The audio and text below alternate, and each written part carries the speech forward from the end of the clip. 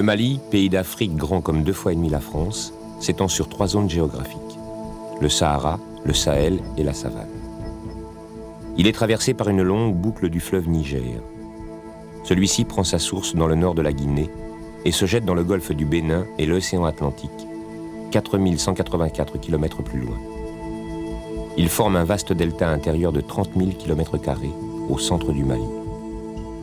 Jadis empire puissant, centre d'influence de l'Afrique musulmane, du XIIe au XVIe siècle, pays dominateur et dominé, envahisseur et envahi, tour à tour.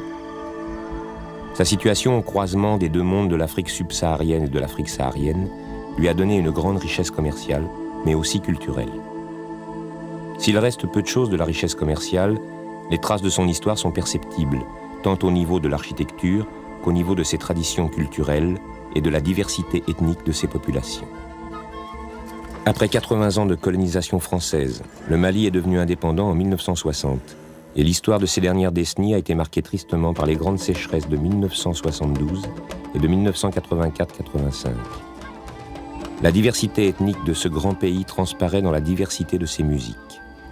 Les 3 documentaires qui suivent sont une sorte de voyage musical à travers le pays, à la rencontre des peuples qui l'habitent. L'itinéraire commence à Bamako, la capitale. Située sur le fleuve Niger, ville cosmopolite de près d'1 million d'habitants, Bamako est le centre administratif et commercial du pays.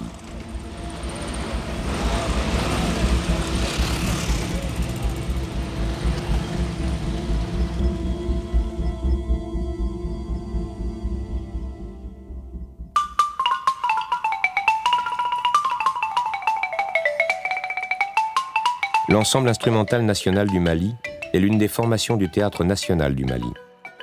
Il fut créé peu après l'indépendance dans le but de sauvegarder les musiques traditionnelles. Conservatoire, centre de formation et creuset de la diversité culturelle du Mali, l'ensemble a vu passer en son sein la plupart des artistes maliens de la scène internationale. Il sert aussi d'orchestre officiel lors des grandes cérémonies et réceptions. Dans cette formation se retrouvent les principaux instruments de musique joués au Mali, comme le balafon, la kora, le djembé, le ngoni, la vielle monocorde, le tambour d'aisselle, la flûte peul et bien entendu, les voix.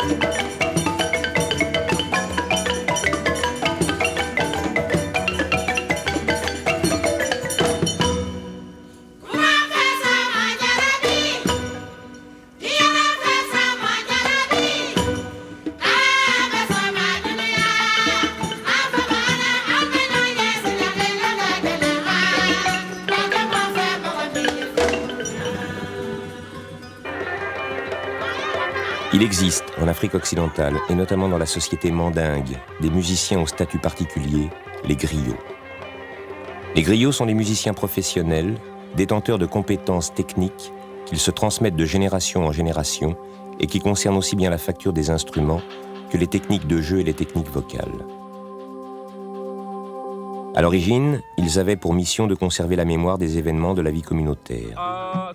Ils étaient aussi les dépositaires des données généalogiques des grandes familles qui, en échange, leur assuraient subsistance et protection. Ils sont donc devenus les porte-paroles du pouvoir dans une société où la retenue et le respect des convenances sont de rigueur chez les nobles. C'est ainsi que les griots peuvent dire et chanter sans gêne ce que la caste supérieure ne peut ou n'ose dire.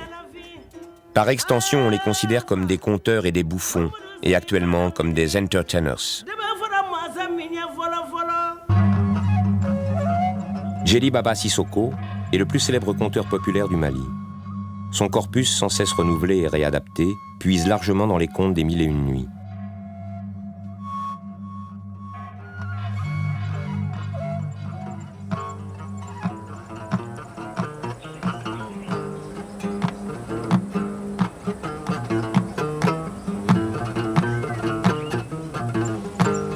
Oh, jamana mau ne de Djeli Baba.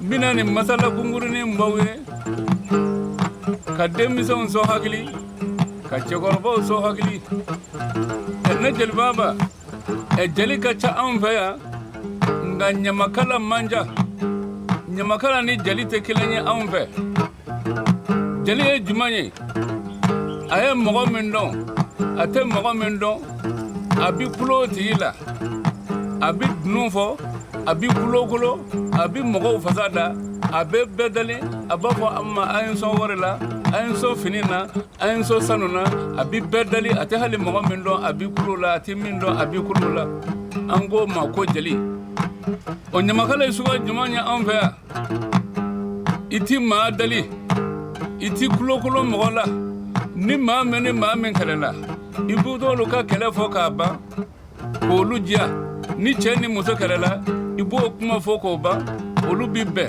ni dugu kala la ibu kuma fo ko ba olu bibbe o ne Djeli Baba aba fo ma ko jeli sa nga anya nyamakala odi nyamakala jumai yesi ka bara la itita mayoro foni maw iwele ki blani mbara figina ibina baroku e ku nyanaje odi to ko nyamakala mimbi maw nyanaje ka mawnye ka maw ke hagali nyima fuye ka bara nyima fuye bi fo mako nyamakala ko ka maw kala nyana ku fo ku be.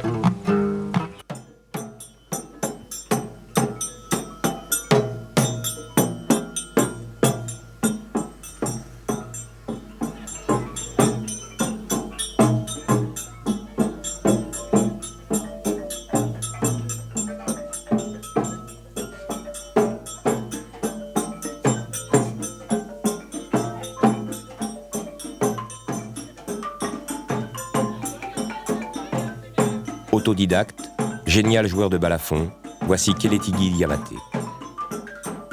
On peut dire qu'il a fait du balafon un instrument moderne. Il l'utilise en effet aussi bien dans des formations modernes que traditionnelles et a joué avec nombre de grands jazzmen dans le monde entier.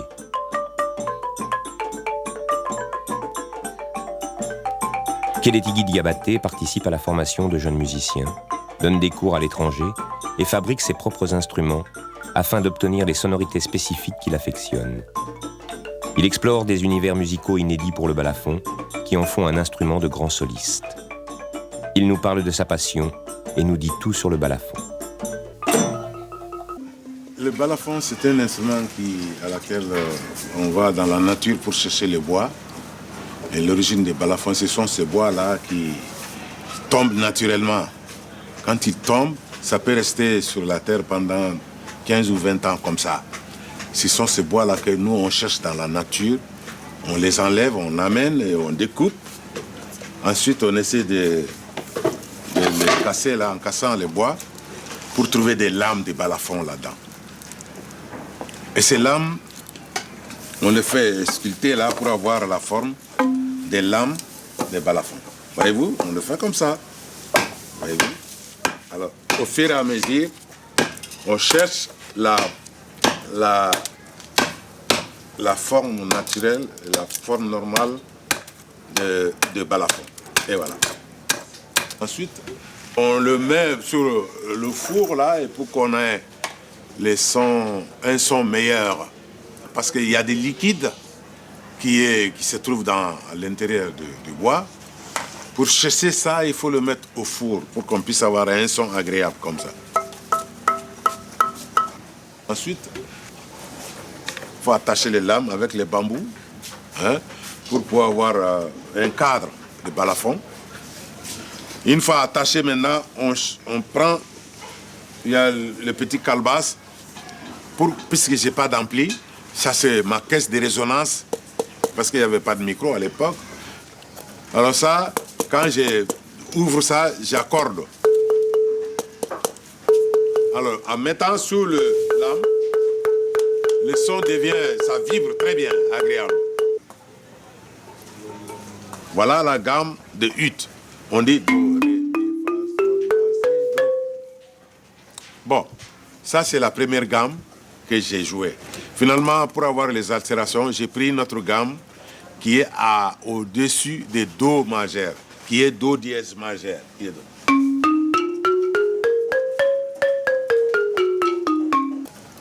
Quand j'ai rencontré Leroy Hampton, nous avons joué ce morceau qui est ça.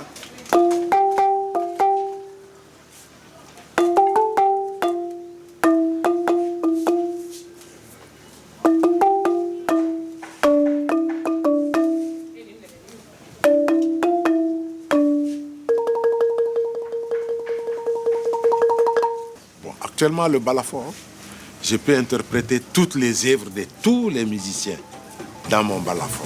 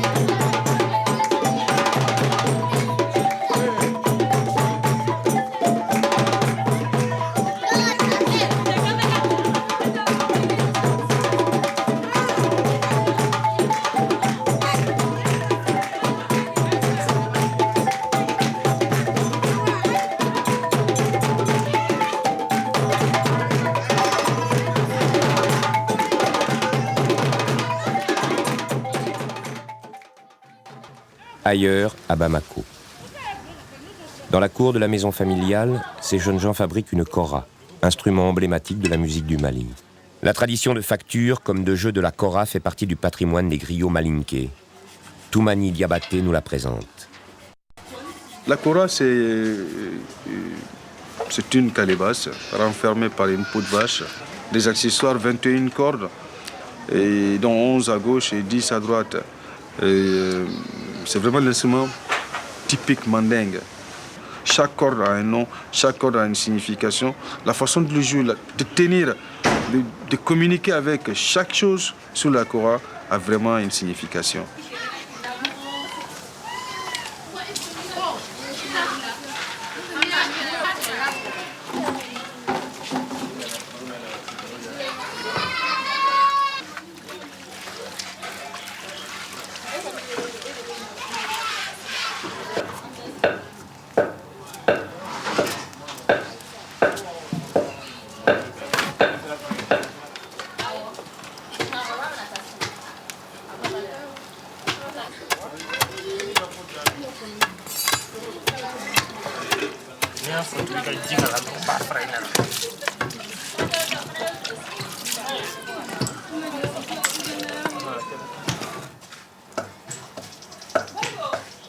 Et je suis de 70 générations joueur de kora de ma famille, de père en fils. Et voilà, vous avez dû voir ici que mes enfants aussi ont commencé à jouer, mes frères, etc. Ils fabriquent. C'est l'histoire de notre famille.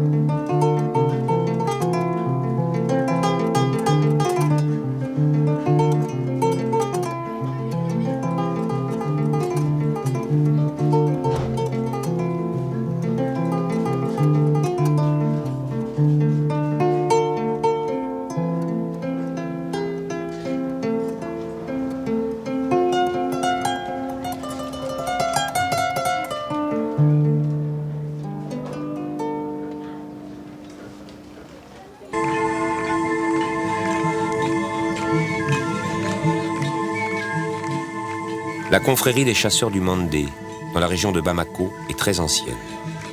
Elle se regroupe à diverses occasions pour des célébrations où la musique occupe une place primordiale. Les musiciens ici sont aussi sorciers, magiciens et guérisseurs. Le couple chasseur-musicien est fondamental pour accomplir les prouesses. Les membres de la confrérie ont donc revêtu leur tenue de cérémonie. La sophistication des ornements est marque de prestige et signe de pouvoir.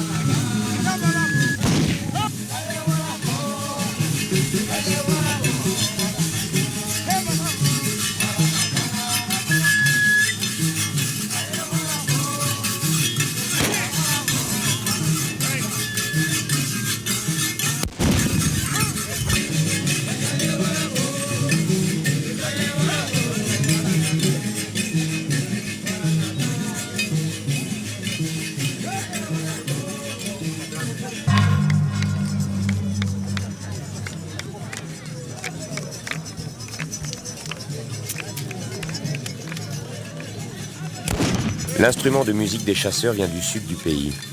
c'est le Ndoso Ngoni, qui signifie la guitare, Ngoni, du chasseur, Ndoso. Elle est constituée d'une calebasse tronquée, recouverte d'une peau de chèvre dans laquelle est fiché un manche prolongé par un vibreur et auquel sont attachées 6 cordes disposées en 2 rangées et jouées des 2 mains. Le Ndoso Ngoni est un instrument à la fois mélodique et rythmique. Une main improvise la mélodie, pendant que l'autre assure la base rythmique. Il arrive aussi que le musicien se serve de la calebasse comme d'un instrument de percussion, qu'il frappe de ses mains baguées. C'est le chanteur principal qui joue de l'instrument principal.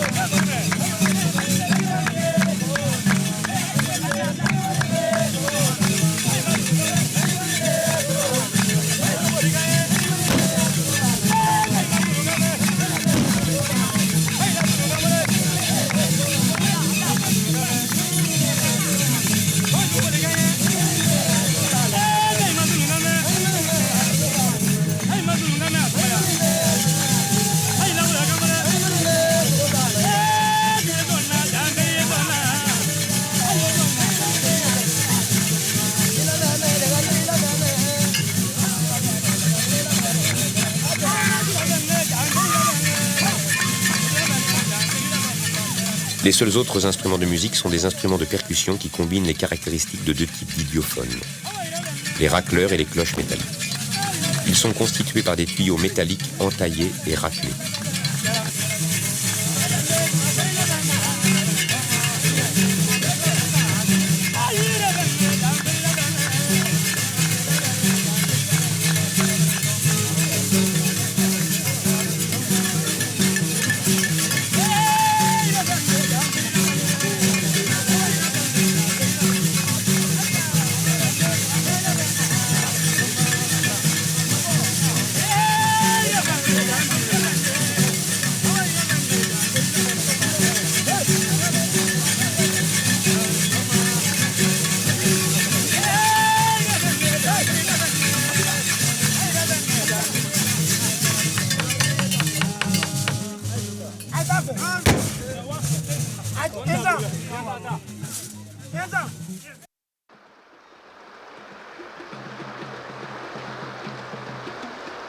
Lorsque les humains sont en butte à des problèmes d'ordre sociaux ou personnels, il leur arrive de chercher la réponse chez les génies. C'est ce que fait la Société des djinns de Bamako.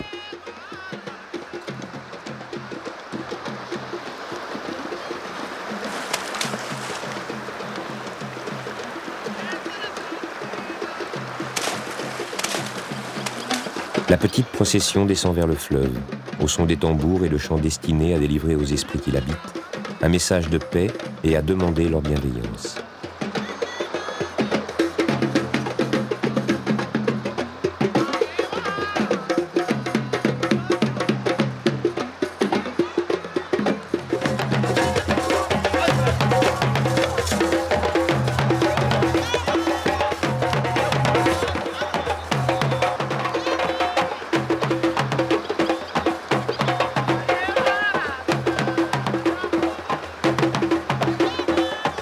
Le prêtre et le griot entament alors les incantations.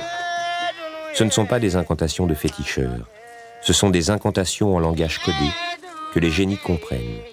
Ceux-ci sortent alors pour voir si la pratique est respectée, car les offrandes doivent se faire selon des rites précis. En mélangeant le lait, le prêtre cite tous les esprits des eaux vivant à cet endroit. Il les appelle sans en oublier aucun. Puis il offre le lait, et c'est ici que les génies vont commencer à se manifester dans la manière dont le lait s'écoule et se mélange à l'eau.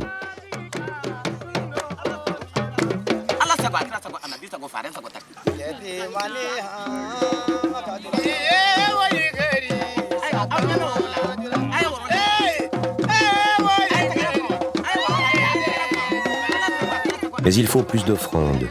Les poulets sont égorgés afin que leur sang soit répandu dans l'eau du fleuve.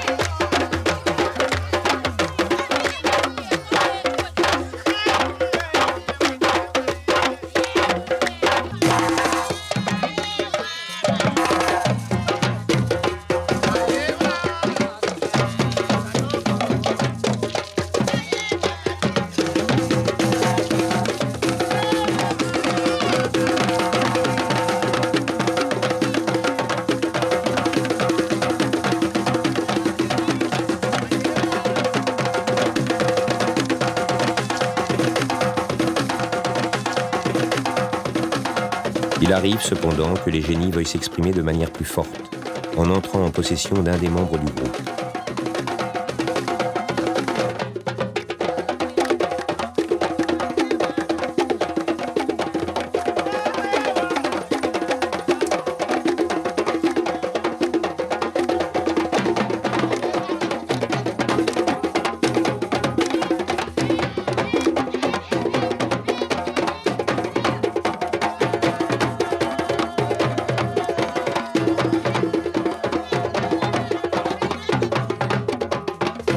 À travers la transe de cette femme, le génie va réellement manifester son approbation du sacrifice.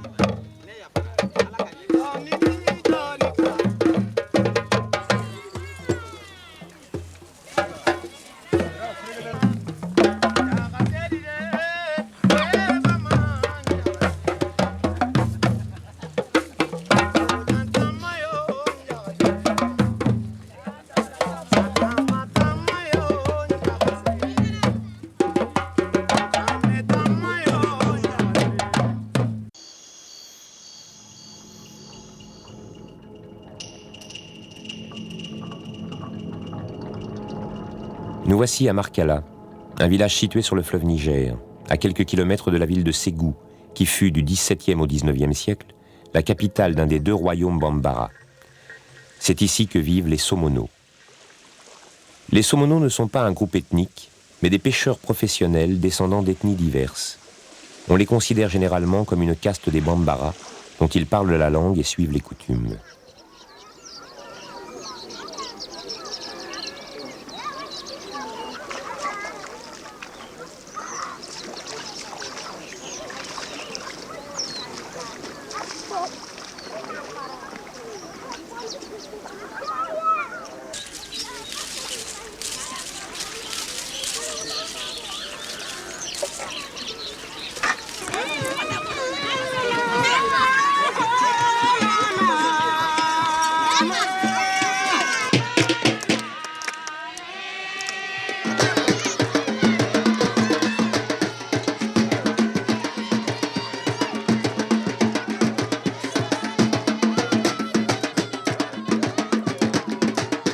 Les Somono sont principalement musulmans.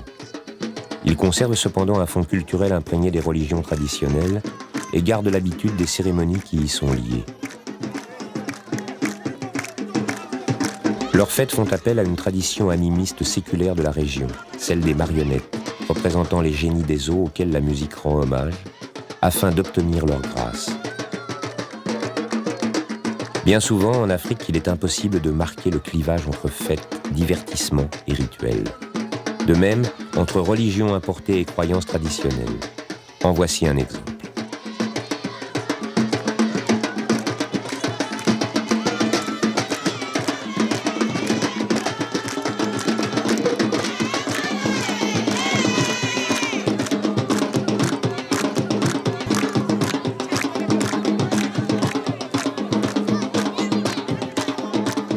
Mamou Thiero, la grande voix des Somono perpétue et renouvelle la tradition du Sokolo, la musique des Somono.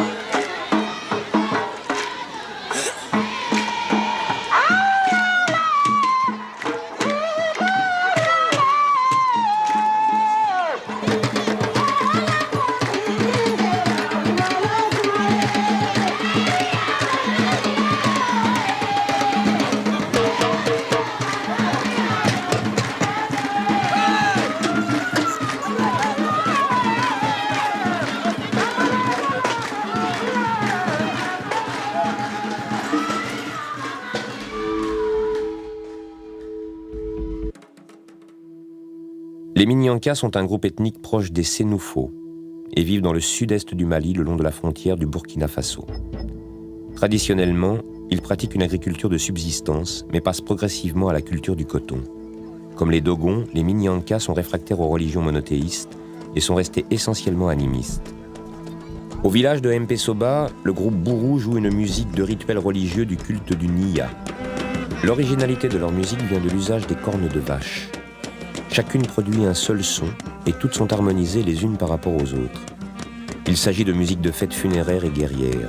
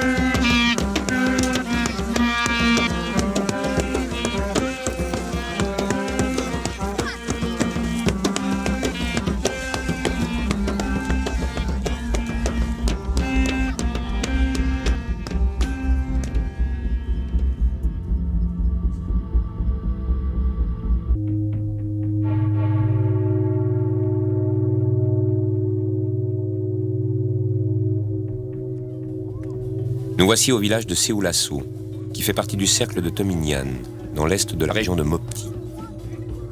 La majorité de la population ici se compose d'agriculteurs bobos.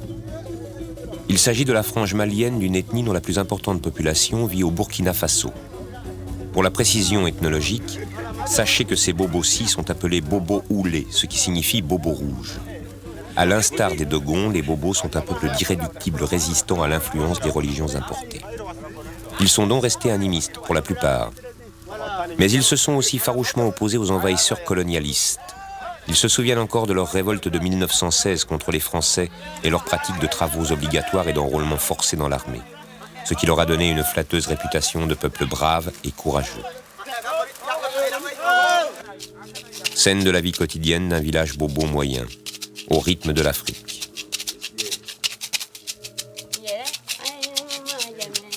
Cette dame accompagne sa mélopée de hochets.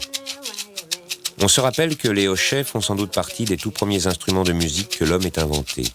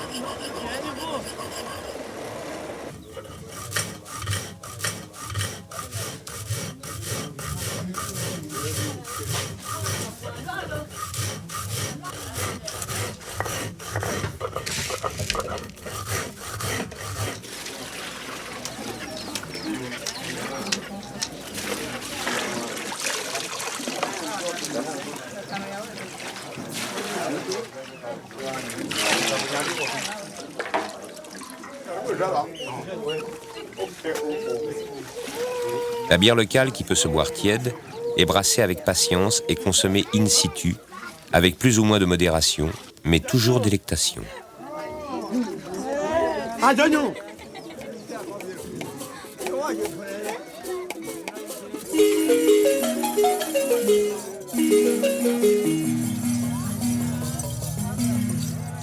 La musique des bobos est basée sur le balafon pentatonique, 5 lamelles répétées 3 ou 4 fois. Ce xylophone est répandu sous différentes formes dans toute l'Afrique subsaharienne.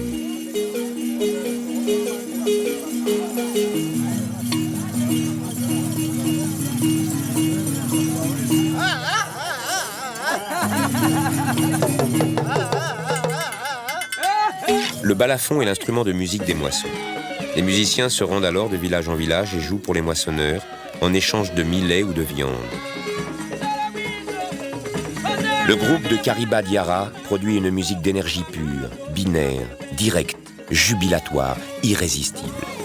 Ah, qu'il doit être bon, être bobo.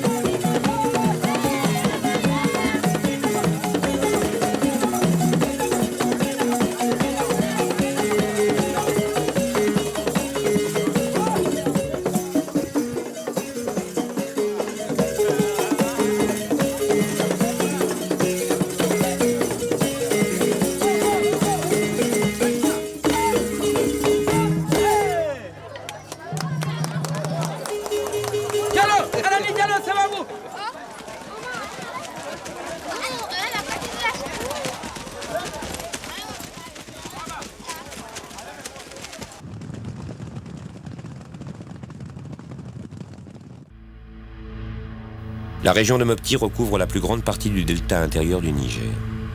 Avec 1 300 000 habitants, c'est la plus peuplée des 7 régions du Mali. L'économie de la région est très diversifiée et basée sur l'agriculture, l'élevage et la pêche, dont le centre d'activité au Mali se trouve à Mopti.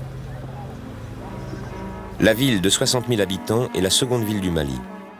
Elle est installée sur 3 petites îles du delta au bord du Bani, un affluent du Niger, et tire profit de sa position et des voies de communication fluviales pour revendiquer le titre de capitale commerciale du Mali central et oriental.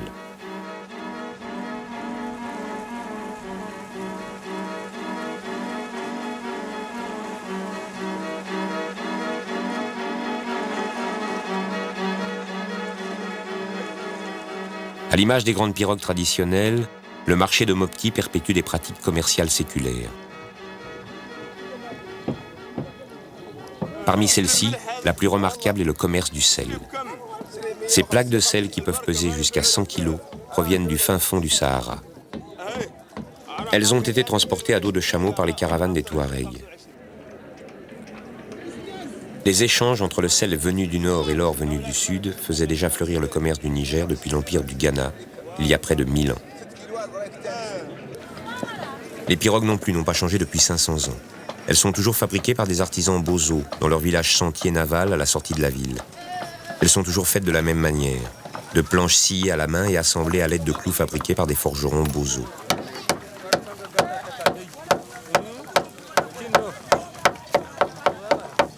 Leur dessin est identique à celui qu'avaient observé des voyageurs arabes du XIIe siècle, longues de près de 20 mètres, au nez effilé et au faible tirant d'eau.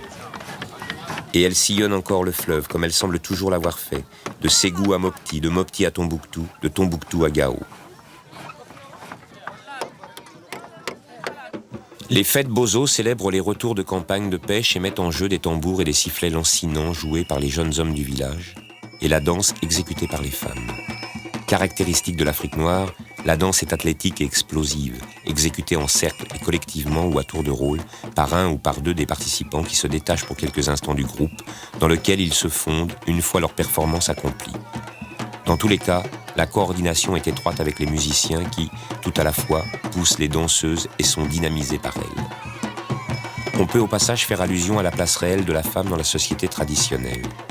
En effet, grâce à la musique, les femmes peuvent s'exprimer publiquement à travers leur danse et leurs chants qui deviennent pour elles un moyen de pression sociale.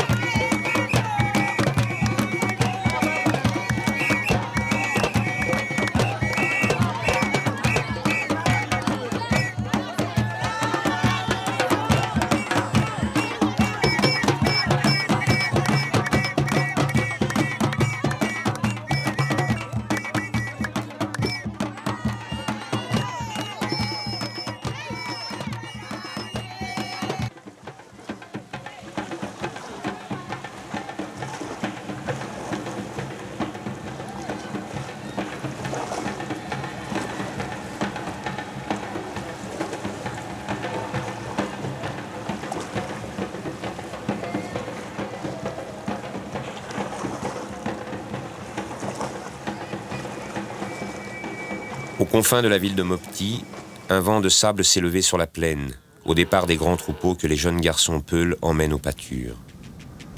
Les célèbres Peuls représentent une importante ethnie de 600 000 âmes répandue dans toute l'Afrique de l'Ouest. Au Mali, on les trouve surtout dans le delta. Certains sont sédentaires et s'adonnent à l'agriculture. D'autres sont nomades et pasteurs. D'autres encore ont une activité partagée. Leur société traditionnelle est hiérarchisée en nobles, qui possèdent les troupeaux, et en castes, parmi lesquels se trouvent les musiciens. Ceux-ci, comme les griots, sont des professionnels et jouent pour les nobles, en échange de paiements en nature. Leur musique est centrée sur le jeu de la flûte traversière, accompagnée souvent par le violon monocorde appelé soku, par la vielle et bien entendu par les omniprésentes percussions. Celles-ci sont des demi-calebasses, frappées par des mains baguées, ce qui donne ce son sec caractéristique.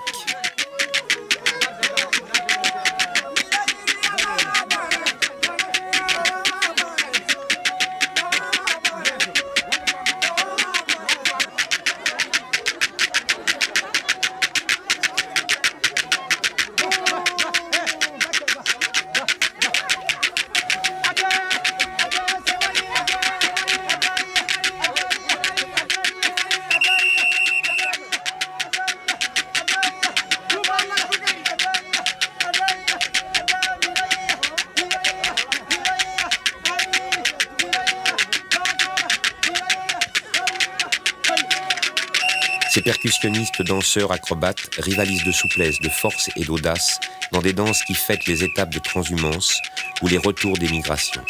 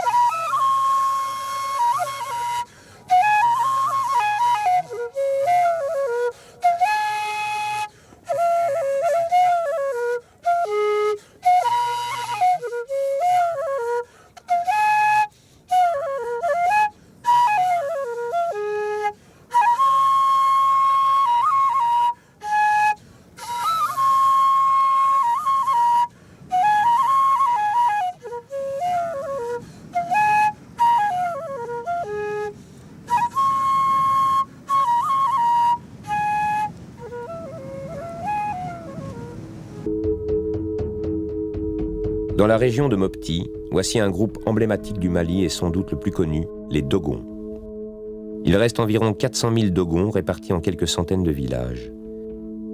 D'origine mandingue, les Dogons ont quitté le sud du pays pour fuir l'islamisation et se sont réfugiés dans les zones difficiles d'accès des falaises du Bandiagara. Leurs villages rupestres, sur les sites creusés par la population Tellem qui les y avait précédés, sont à juste titre une des curiosités les plus extraordinaires du Mali.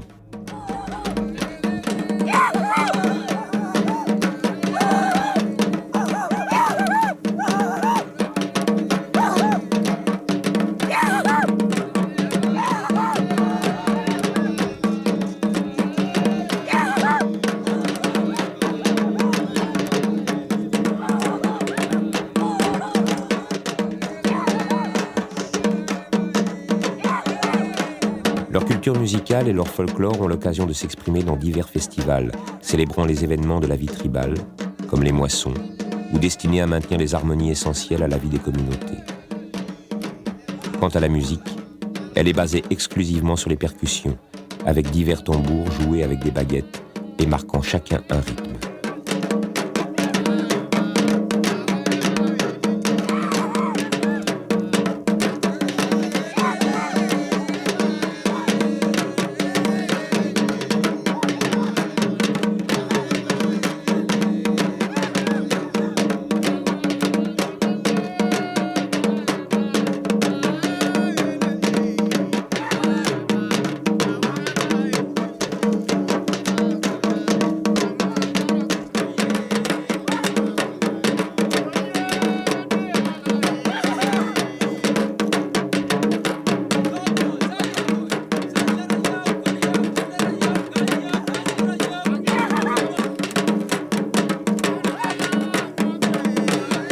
Les masques Dogon et leur aura de mystère ne peuvent que frapper l'imagination. Ils sont gardés au secret dans des grottes et ne sont sortis qu'aux grandes occasions. Le plus connu de ces masques est le Kanaga, la croix Dogon, dont les 4 pointes représentent les cieux, la terre et l'univers au milieu.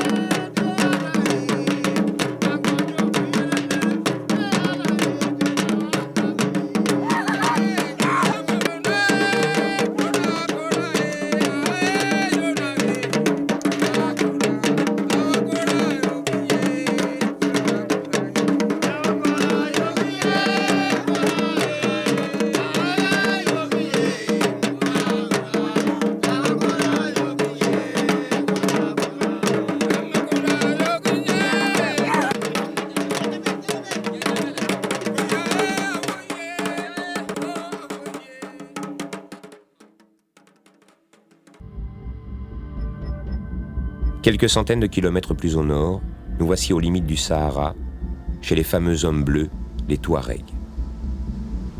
Les Touaregs forment une composante importante de la population de cette région.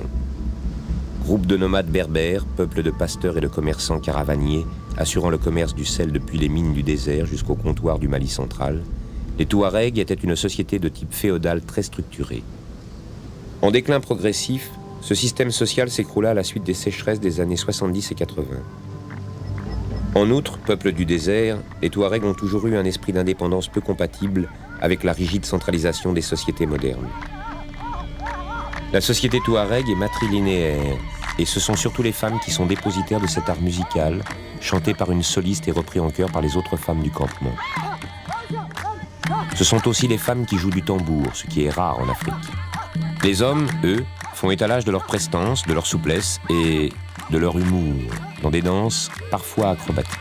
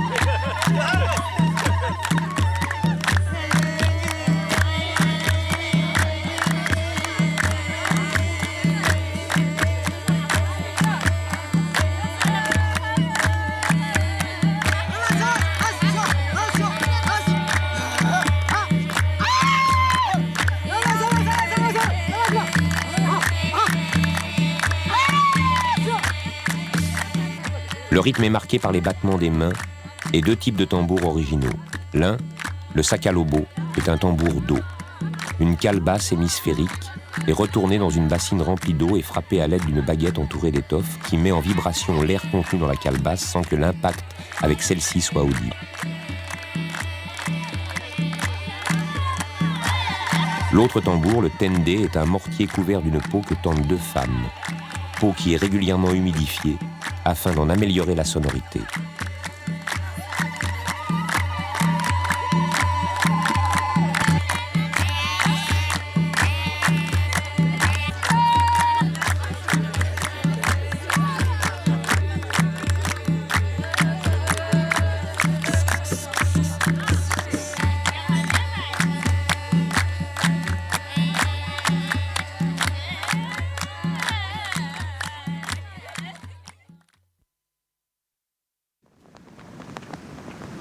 Sur les rives de ce paresseux bras du Niger, il ne reste pas grand-chose de la grandeur passée de Gao, fondée en 650, et qui fut, au XVIe siècle, la plus grande ville d'Afrique occidentale et la capitale du puissant empire Songhai.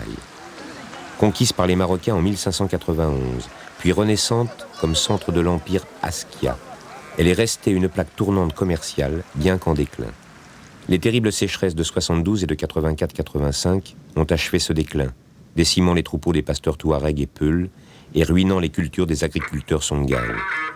La zone de Gao est sans doute celle qui a le plus souffert de ce fléau. La ville compte actuellement 35 000 habitants, Touaregs, Songhai, Maures et Peuls.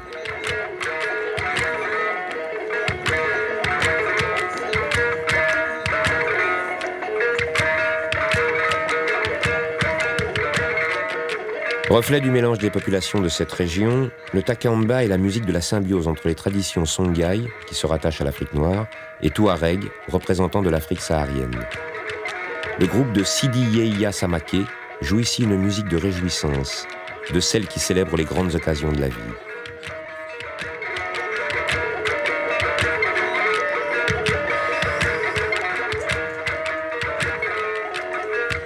Il peut être intéressant d'entendre le récit de l'origine mythique de cette danse. Un jeune cavalier touareg avait demandé la main d'une jeune fille songoï. Il se rendit chez elle, accompagné de son esclave. Le cavalier ayant fait sa demande, les femmes du village encourageaient la jeune fille en lui disant « Ta kamba », ce qui signifie « prends la main », ce qu'elle fit. Le captif du cavalier prit alors sa tiardite, guitare à 3 cordes, et se mit à en jouer pour célébrer l'événement. Les mots « ta kamba » sont restés, et la guitare à 3 cordes y est restée associée. La guitare porte maintenant le nom de Ngoni. Elle est bien un apport de la culture touareg à la culture songoï. En effet, dans la tradition songoï, les instruments les plus utilisés étaient le violon et la guitare monocorde. Dans ce groupe, l'instrument traditionnel séculaire a été électrifié et amplifié, ce qui produit un son très saturé, sacrifice à la modernité et évolution d'une musique vivante, ce qui prouve bien que musique traditionnelle n'est pas synonyme de musique figée. Il en est de même pour la chorégraphie. À la différence des danses d'Afrique noire, athlétiques et parfois débridées, celle-ci, sous l'influence arabe, est plus majestueuse et berce comme les ondulations du courant du fleuve. Elle ne met réellement en œuvre que les bras et le haut du corps. À l'origine d'ailleurs, et jusqu'en 1965-66, les danseurs restaient assis. Depuis, cette danse envoûtante se danse debout.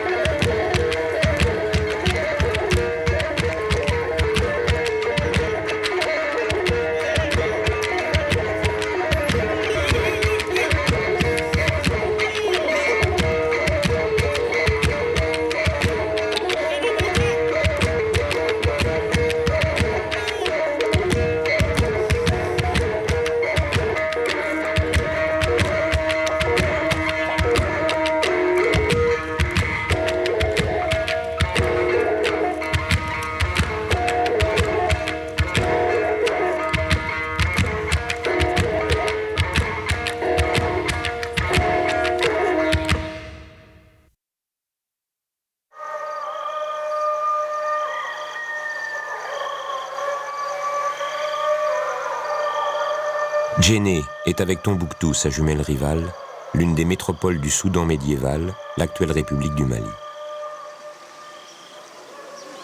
Djenné est situé au centre du delta intérieur du Niger, le Pondo, sur un rehaussement d'environ 900 mètres de longueur sur 600 mètres de largeur. Sa position est exceptionnelle, inexpugnable, aussi bien en saison sèche qu'en hivernage, quand les eaux cernent complètement la ville. Djenné s'est donc conservé intact au milieu de sa ceinture d'eau, comme en dehors du temps.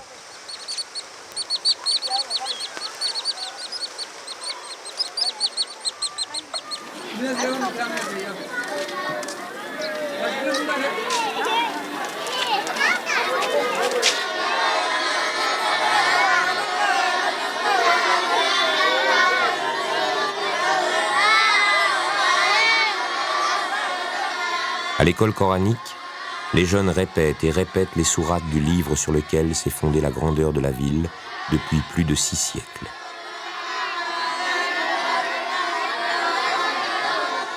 Ville sainte d'hier et d'aujourd'hui, Djenné reste un centre de formation au rayonnement exceptionnel. Les multiples écoles coraniques prodiguent des formations conformes au modèle de la scolastique médiévale, avec un accent particulier sur le lien de maître à disciple.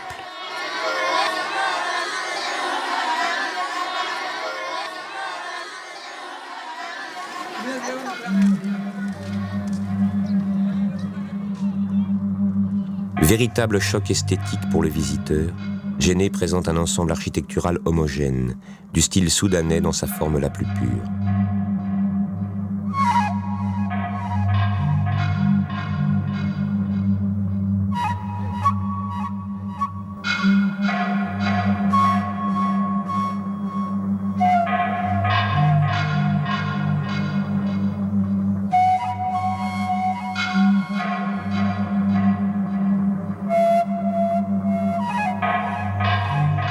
Fondé vers l'an 800 par les pêcheurs Bozo, Djenné ne prit de l'importance que sous l'empire du Mali.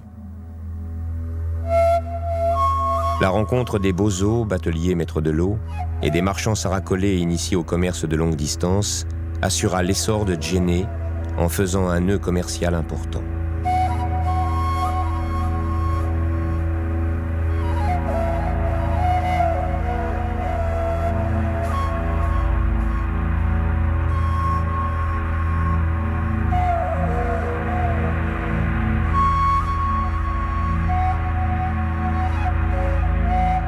Saadi, l'auteur du Tariq es-Soudan, originaire de Tombouctou, disait de Djenné « Cette ville est grande, florissante et prospère. Elle est riche, bénie du ciel et favorisée par lui. Dieu a accordé à ce pays toutes ses faveurs comme une chose naturelle et innée. »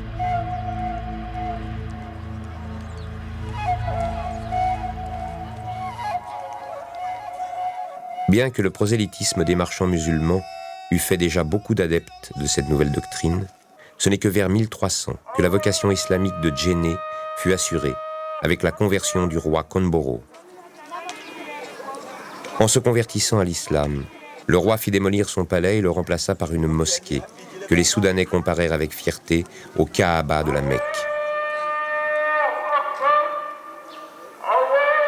En 1830, Cheikh Amadou, émir des croyants, roi du Massina, ordonna la destruction de la mosquée du roi Konboro pour punir la population de Djenné de son manque de zèle.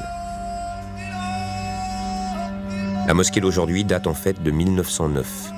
Elle est une restauration de l'ancienne mosquée à partir des structures qui avaient résisté à la destruction. C'est un énorme bloc carré de 56 mètres de longueur et haut de 11 mètres, flanqué de 3 groupes de contreforts sur chaque côté. Le style de la mosquée est original.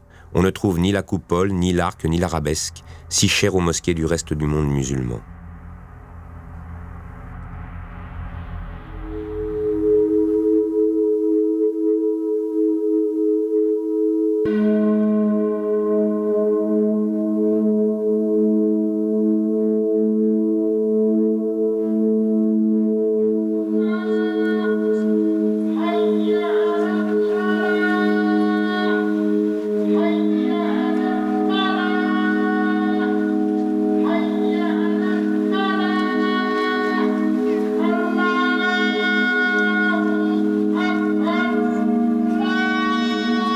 Le célèbre explorateur arabe, Ibn Battuta, entreprit un voyage dans l'Empire du Mali en 1352. Extrait de son récit à propos de la conduite religieuse des autochtones. Ils font exactement les prières. Ils les célèbrent avec assiduité dans les réunions des fidèles et frappent leurs enfants s'ils manquent à ces obligations. Le vendredi, quiconque ne se rend pas de bonne heure à la mosquée ne trouve pas une place pour prier, tant la foule est grande.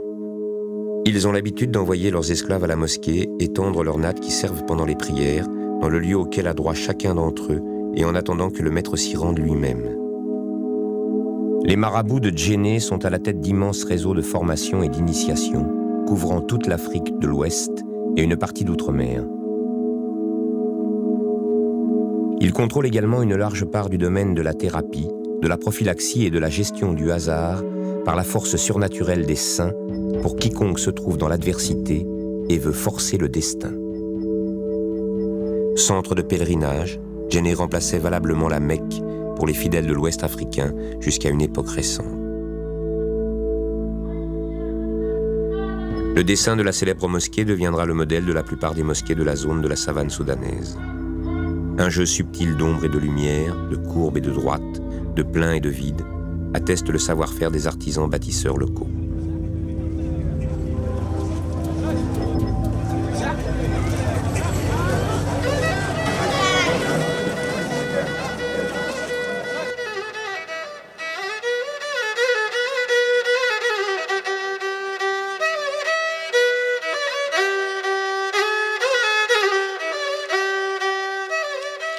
C'est cette argile de Djenné, aux qualités exceptionnelles, qui a imposé sa loi aux maçons. Alliée à leur maîtrise technique, elle a permis aux monuments de défier le temps à l'instar des édifices de grès ou de granit.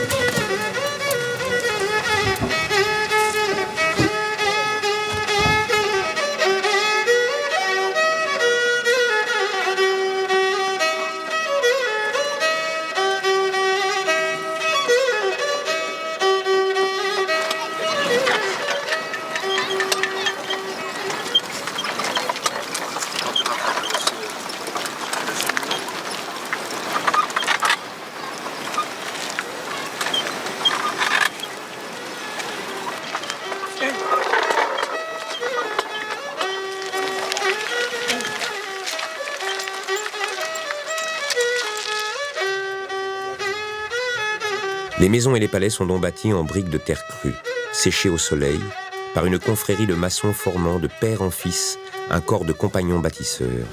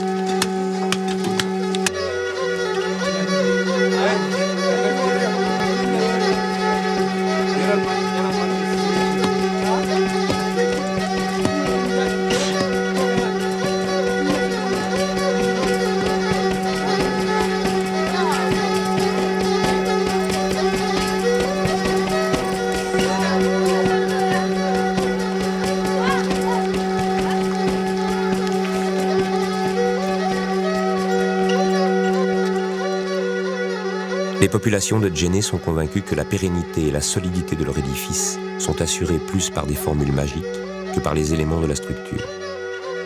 En fait, c'est surtout grâce au crépissage régulier, après chaque hivernage, que cette cité de terre et de poussière survit aux outrages du temps.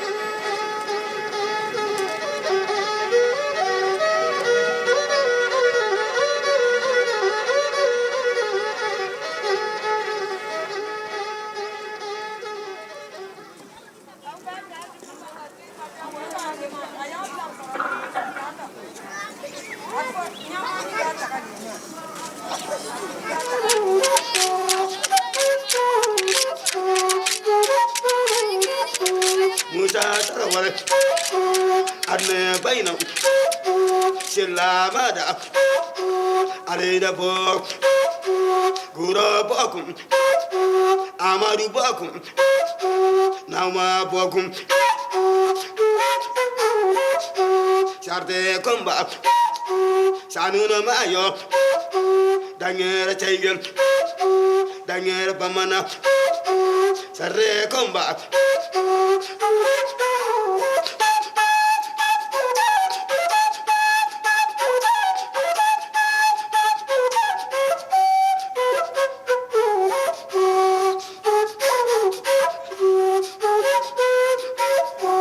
Sarde Komba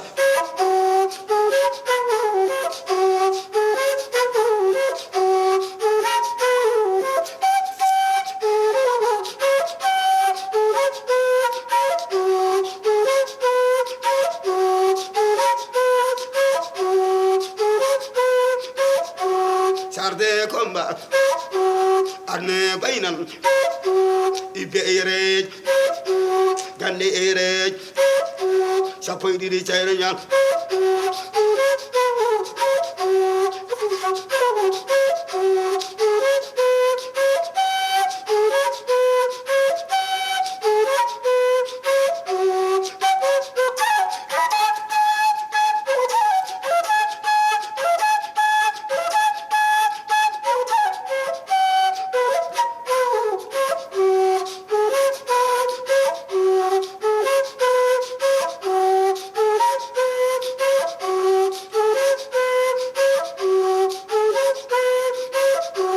Amma bokum Sarde Komba Belgo Sise Shilamada Nyara Edango Shiratinde Won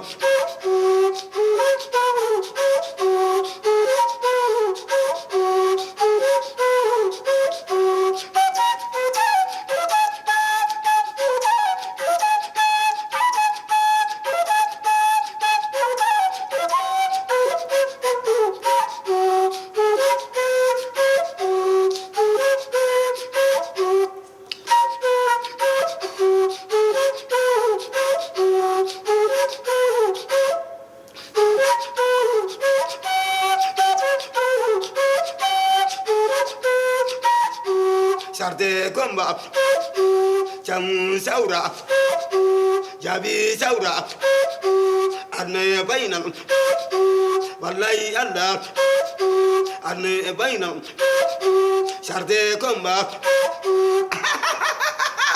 Sarde Komba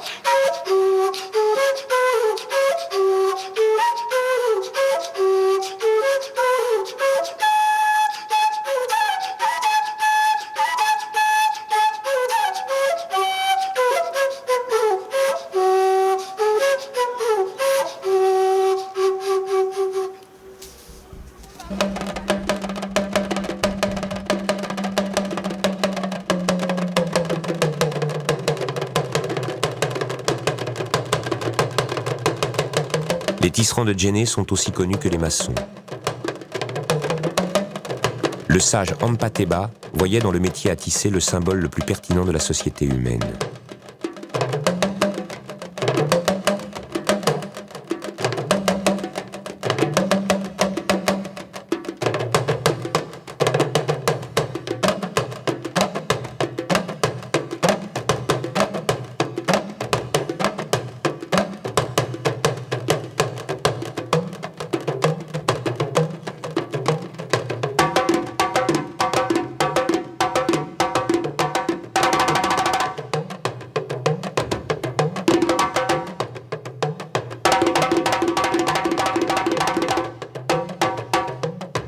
Les longues bandes ainsi tissées seront découpées et assemblées pour former des pièces rectangulaires que les femmes décoreront à l'aide de teintures faites à base d'indigo ou de terre ocre, selon la technique du Bogolan.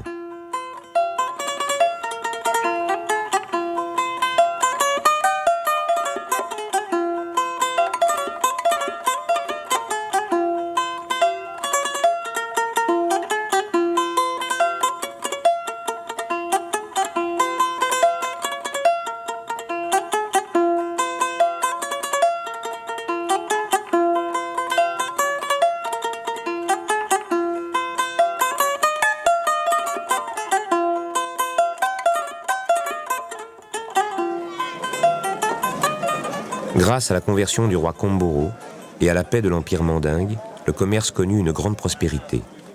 Djenné devint le lieu de rencontre des marchands de sel de Tegaza et des Dioula qui apportaient l'or du Bitou. À en croire Saadi, Djenné était le plus grand entrepôt du Soudan et l'un des plus grands marchés du monde musulman. Une fois par semaine, le marché remplit la place de la mosquée, comme si l'ombre de celle-ci sanctifiait de sa baraka les transactions des commerçants et des chalands.